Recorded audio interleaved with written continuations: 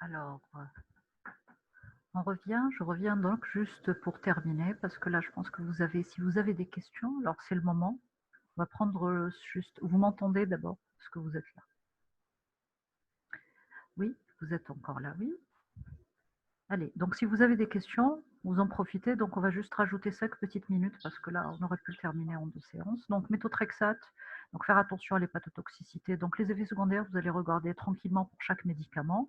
Alors donc vous avez ce qui en ressort. Alors la cyclosporine, c'est pas un immunosuppresseur, hein. Donc il y a pas d'hépatotoxicité, il n'y a pas de myélosuppression. Pour faire attention, ça peut donner de l'HTA. Donc c'est des médicaments un petit peu à surveiller. Donc il y a d'autres choses à surveiller. Donc tout ça, c'est les armes thérapeutiques. Alors là, il n'est pas très clair le tableau, mais c'est un petit peu le récapitulatif de tout ce qu'on vient de dire. Alors maintenant, par contre, pour les indications thérapeutiques, donc chaque forme de psoriasis devra être traitée différemment. Alors pour tout ce qui est forme localisée, peu sévère, on va se contenter des traitements locaux. Le traitement local, donc c'est ce qu'on a vu, vous avez dermocorticoïdes, en adaptant bien sûr la puissance du dermocorticoïde en fonction de la localisation. Vous avez bien sûr les dérivés du calcipotriol, et puis enfin vous avez tout ce qui est traitement kératolytique. Maintenant pour les formes très étendues, le traitement local ne va pas suffire, et là on va passer au traitement soit physique à travers la photothérapie, en association avec les rétinoïdes pour potentialiser l'effet donc de cette photothérapie, ou éventuellement, vous avez d'autres traitements, ça va être le méthotrexate ou la cyclosporine.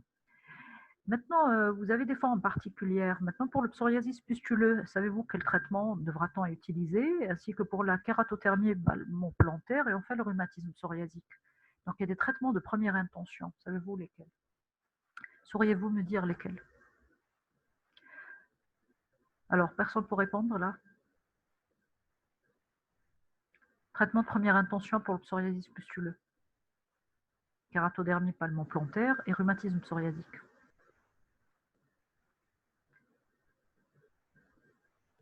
Oui, merci. Acitrétine. L'acitrétine, ça va être bien sûr pour la forme pustuleuse, hein. Donc les formes pustuleuses répondent mieux alors au traitement donc à base d'acitrétine, avec toutes les recommandations et les précautions de base qu'il faut bien sûr associer. Vous avez la kératodermie. Alors pour la kératodermie palmoplantaire, c'est un petit peu plus compliqué. C'est une forme qui répond mal au traitement, mais on pourra proposer alors le méthotrexate, éventuellement la cyclosporine, et surtout les traitements locaux. Donc ça devrait être associé aux traitements locaux. Ou commencer par les traitements locaux et puis rajouter le traitement. Donc on y va crescendo, sauf pour certaines formes cliniques. Alors concernant maintenant le rhumatisme psoriasique, vous devinez, alors le traitement, il va faire appel, alors il y a un traitement de première intention, hein. Alors ça, c'est les traitements de première intention chez nous, hein, parce que vous allez voir qu'à l'étranger, ailleurs, donc les traitements de première intention, ça va être ce qu'on appelle les biothérapies. Donc c'est des molécules biosynthétiques, donc obtenues par génie génétique. Et là, donc il y a des petites différences. Alors, est-ce que quelqu'un peut me dire pour le rhumatisme psoriasique? Non? Personne? Oui? Merci. Méthotrexate, parfait. Donc pour l'atteinte articulaire, ça va être le méthotrexate. C'est comme pour la polyarthrite rhumatoïde. Donc le méthotrexate, ça va être le traitement de première intention pour tout ce qui est manifestation articulaire. Alors on termine avec les biothérapies. Les biothérapies, donc c'est ces molécules-là qui vont agir au niveau de mécanismes immunopathologiques. Donc on a les anti-TNF, les anti-interleukines. Alors ils sont moins contraignants. Pourquoi? Parce que, comme vous l'avez vu, donc les modalités de prescription, donc on peut les donner soit à raison de 2 fois par semaine ou chaque 3 mois. Donc, vous voyez qu'il y a un confort quand même d'utilisation, mais faire attention, c'est de puissants immunosuppresseurs. Il faudra toujours rechercher une tuberculose latente éventuellement ou active, hein. Et puis à travers donc le dosage du quantiférant. Et puis enfin, vous allez donc éliminer la présence d'un cancer. Alors pour la grossesse, c'est vrai que pour certaines biothérapies, certaines molécules ont été utilisées pendant la grossesse, hein, donc pas toutes les molécules. Et puis enfin, vous avez la vaccination antigrippale et contre le pneumocoque qui doit être pas que recommandée, elle doit être indispensable. Pourquoi? Parce qu'à cause de l'effet immunosuppresseur.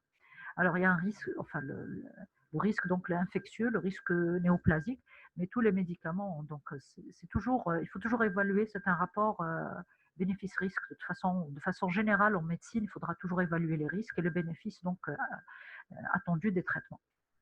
Et puis, l'inconvénient majeur de ces molécules, c'est leur coût qui est élevé. Alors, il y a ce qu'on appelle les biothérapies, puis il y a les biosimilaires. C'est un petit peu les mêmes molécules, mais obtenues de façon, c'est des molécules synthétiques qui vont venir mimer ce qui est biothérapie. Donc, même si vous trouvez ce terme-là, c'est des molécules qui se rapprochent donc des biothérapies. Alors, en matière d'indication thérapeutique, elles seront donc chez nous, hein, ça c'est l'indication chez nous, seront utilisées en deuxième intention après échec donc des traitements qu'on a vus tout à l'heure précédemment. Alors, un petit mot sur les échelles de qualité de vie, étant donné que c'est une maladie à grande répercussions, donc psychosociales. Il y a des échelles donc, qui ont été établies. Alors, ces échelles ne permettent pas toujours d'évaluer le retentissement. C'est plus pour le suivi de la maladie. Vous avez ce qu'on appelle le PGA, le PASI, le DLQI et le BSA. Et puis enfin, vous avez donc, voilà, vous avez un petit donc, tableau qui permet donc d'évaluer donc cette atteinte psoriasique et puis de voir l'évolution sous traitement notamment. Alors, concernant l'observance, alors malheureusement, les patients parfois décrochent un petit peu. Pourquoi? Pour un certain nombre de raisons. Donc, il faudra aller chercher, essayer de trouver ces causes-là et essayer d'y pallier. Est-ce que vous avez des questions? Si vous avez des questions particulières, on essaiera, parce que là, on a terminé, donc. Avez-vous des questions? Pas de questions? Il n'y a plus personne là.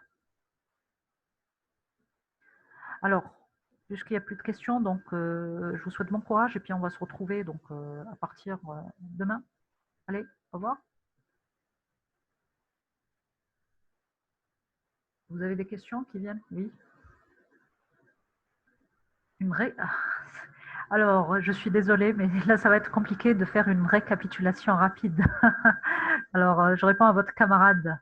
Alors là, c'est à vous de faire la synthèse de ce qu'on vient de dire, hein. Alors, je vous remercie. Donc, le cours de demain, alors normalement, on va faire les mycoses, hein. Alors, les urticaires, ça va être pour mercredi. Donc, demain, vous avez cours. Le matin, vous avez tout ce qui est infection, donc pathologie infectieuse. Donc, on va enchaîner donc toute la journée avec les infections. Vous allez avoir les infections parasitaires, tuberculose, et puis l'après-midi, vous allez avoir les mycoses avec moi. Allez, au revoir, bon courage. Si vous n'avez pas de questions, là, je pense qu'on va arrêter parce qu'on a dépassé un petit peu les temps impartis. Allez, merci. Allez, il y a des questions qui fusent là. Allez.